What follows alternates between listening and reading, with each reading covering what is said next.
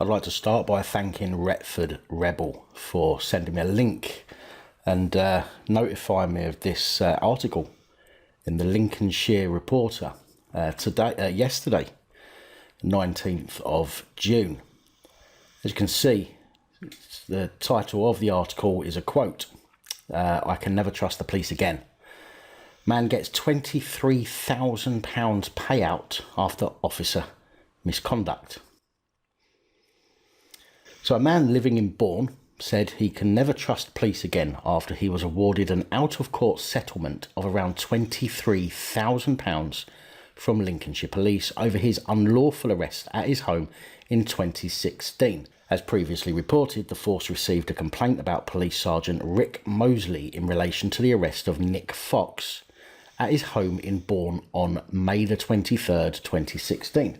Nick Fox previously told Lincolnshire Reporter he had lodged allegations including assault, misconduct, kidnap, false imprisonment and perverting the course of justice as part of his private prosecution. And that is Sergeant Rick Mosley, that horrible grin on his face. According to the complainant, a misconduct investigation found Mosley had unlawfully entered his home and arrested him, assaulted him and his partner, carried out an unlawful search of the property and fabricated statements and records, as well as unlawfully detaining him and subjecting him to a 4-hour interrogation. He also said all charges were later dropped by the Crown Prosecution Service at court. After the recent out-of-court settlement, Lincolnshire Police issued a response to Lincolnshire Reporter saying the complaint was fully investigated and resulted in internal misconduct proceedings for the officer. Lincolnshire Police conducted a private internal misconduct meeting attended by the complainant and his partner to consider a number of allegations in June 2017. 3 of the 4 allegations tabled at the meeting were upheld against the officer, who received a written final warning about his conduct. Mosley was then summoned to Lincoln Magistrates Court on Thursday, August the 3rd, 2017.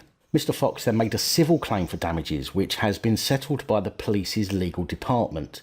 In a letter to Mr Fox from East Midlands Police Legal Service, it states Sergeant Mosley acted in an arbitrary fashion and then sought to cover up what he had done. He was dealt with by gross misconduct proceedings and received a final written warning. If a court were to determine damages, it is likely that an award of aggravated damages would be in the region of £5,000. We are not instructed to make an offer of exemplary damages. The officer has been punished and the Chief Constable acted appropriately in doing so.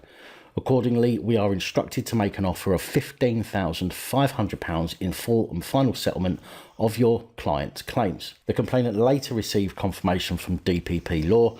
And for those of you that don't know, that is the same law firm that I am using for my complaint about Merseyside Police, and also Current Climate as well is using DPP Law. And we're both using Ian from DPP Law, who is one of the UK's top solicitors for action against the police. After a deduction of £1,335 for CBT treatment, which is cognitive behavioural therapy, £22,305 was paid into his account. The difference in price is said to be after negations and revised offers following a solicitor's advice. Mr Fox also said that a smaller sum was also paid by Lincolnshire Police for his ex-partner for injuries, both physical and psychological, sustained as part of the incident in 2016. Mr Fox sent a video to Lincolnshire Reporter of 2 officers showing what he described as CCTV footage of the unlawful entry in the premises. Now, I have watched this video, guys, and to be honest, there's no sound. It doesn't, from my point of view, it doesn't really show anything. It shows the police standing outside his house for about a minute and a half, and then walking into the house. And to be honest, that's really all it shows, so I'm not going to waste your time with that. He also claims that police showed up on his doorstep again a few weeks ago, despite being told they were banned from the premises unless holding a warrant. He said he can never trust police again after they turned up, complaining about a CCTV system that had just been installed since the incident in 2016. Mr Fox said another complaint is in process. Detective Superintendent Susanna Davis, Head of Professional Standards, says Mr Fox made a public complaint in 2016 which was fully investigated and resulted in internal misconduct proceedings for 1 officer.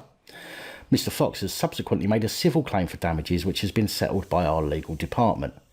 It is important that the public have the confidence to come forward and express their dissatisfaction so that we have the opportunity to put things right and prevent mistakes being made again. Well, I mean, if that was the case, if professional standards actually took action against officers to prevent this kind of thing from happening again, then it would be happening less and less. As it is, there doesn't really seem to be a slowdown on the amount of police officers who are abusing their powers, acting out of office, and generally just being idiots. This guy here, Nick Fox, fair play to you, sir. Absolutely well done. And as for you, Sergeant Rick Mosley, I do hope there's nobody watching this that knows you. I really do.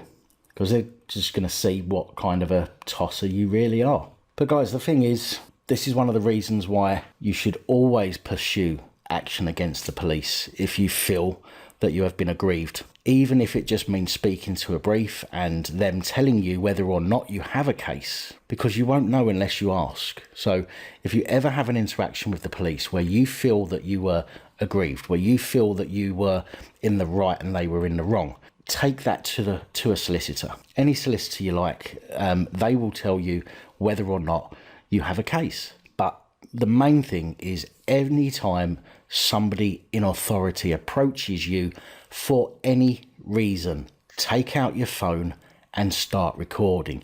If you don't want to record, if you don't want to be seen recording, take your phone out, tap on the voice recorder and pop it back in your pocket, or hold it in your hand and record the interaction. Any kind of proof from your side is better than no proof, although a video recording is much better than an audio recording. But guys, this just goes to show, this is 23,000 reasons why not to trust the police. And I think it's well deserved.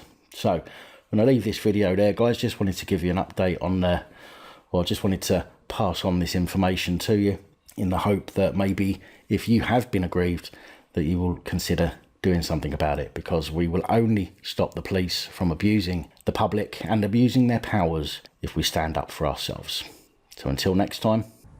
Good night, all.